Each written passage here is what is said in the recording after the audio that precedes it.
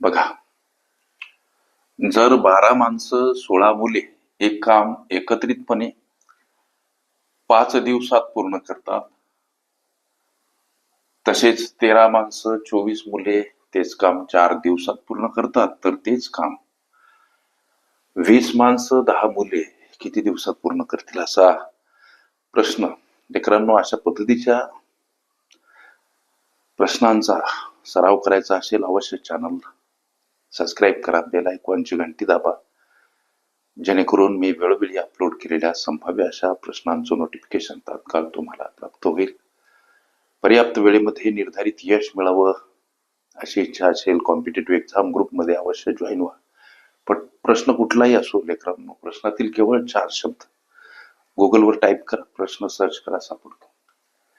आता हा प्रश्न सोडवत असताना इथं 12 माणसं 16 मुलं, गोष्ट लक्षात घ्या. हे माणसं, या माणसाला इंग्रजीमध्ये मॅन असं म्हणतात. मुलं म्हणजे या मुलाला इंग्रजीमध्ये आम्ही बॉईज असं म्हणतो, लक्षात घ्या.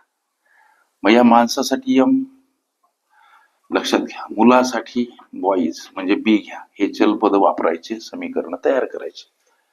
12 माणसं 16 मुलं काम 5 दिवसात पूर्ण करतात, म्हणजे 12 एम अधिक 16 बी काम 5 दिवसात पूर्ण करतात, कंसाबाहेर गुणीला 5. हे होते समीकरण 1. पुढं गणित म्हणते 13 माणसं 24 मुलं काम 4 दिवसात पूर्ण करतात, म्हणजे 13 माणसं 24 मुलं म्हणजे 24 बी काम 4 दिवसात पूर्ण करतात, कंसाबाहेर 4 गुणीला.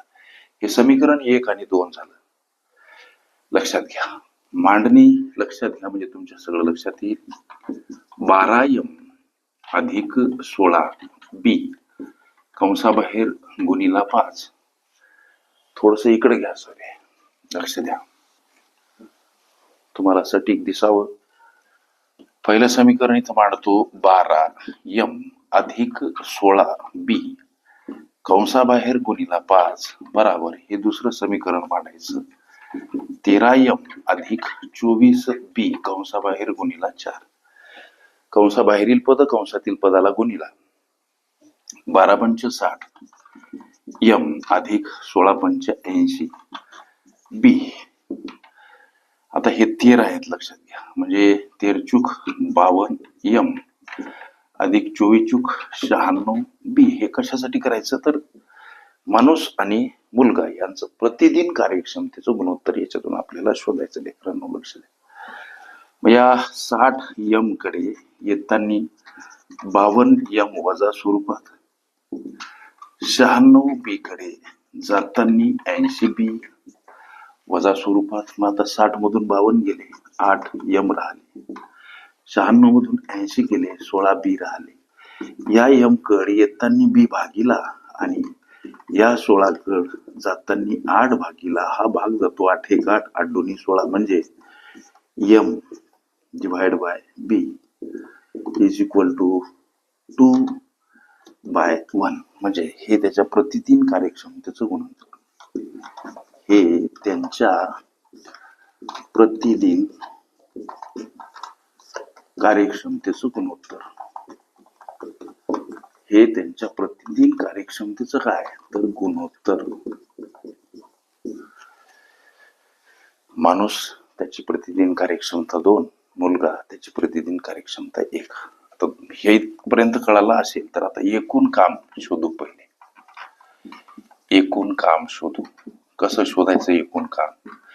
यातलं कुठलंही एक समीकरण घ्या. समीकरण उदाहरणार्थ 1 12 एम अधिक 16 बी कंसाबाहेर गुणीला 5. याच्यामध्ये जिथं एम बी दिसते तिथं एम बीचा हा रेशो गुणोत्तर मांडायचं. म्हणजे 12 सोबत एम गुणीला एमचं गुणोत्तर 2, 16 सोबत बी गुणीला बीचं गुणोत्तर 1 आहे, लक्षात घ्या. आणि कंसाबाहेर 5 गुणीला 12 दोन्ही 24 आणि 16 1 16 कंस पूर्ण कंसाबाहेर गुणीला 5.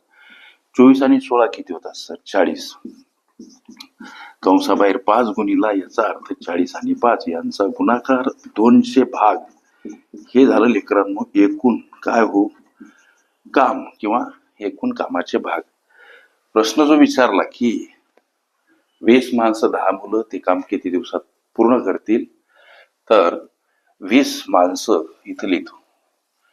20 माणसं आणि 10 मुलं यांचं एका दिवसाचं काम किती हा प्रश्न, एका दिवसाचं काम किती हा प्रश्न आम्ही मनाशी विचारला पाहिजे. एका दिवसाचं काम किती हा प्रश्न मनाशी आम्ही विचारला पाहिजे. त्याची सोडवण करत असताना 20 माणसं म्हणजे 20 एम, 10 मुलं म्हणजे 10 बी अशा स्वरूपात मांडणी करायची. 20 सोबत एम गुणीला एमचं मूल्य 2 हे इथं लक्ष द्या. ओके, पुढे चला सर. अधिक 10 सोबत बी गुणीला बीचं मूल्य हे 1 लक्षात घ्या. मेहनत करा, लक्ष द्या, मेहनत करा. मेहनतीनं मोठे व्हाल आणि मेहनतीनं लेकरांनो सगळी कामं सोपे बनतात. लक्षात घ्या. Practice make man perfect. When we want to achieve any body goal, victory, success by the education in the life, that time practice makes so important and precious thing.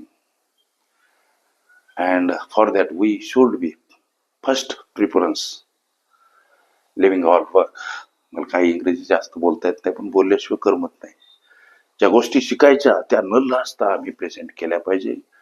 किंवा लक्ष द्या, 10 गुणाकार 20 दोन्ही 40 सर, 10 एक 10, 40 आणि 10 50 भाग.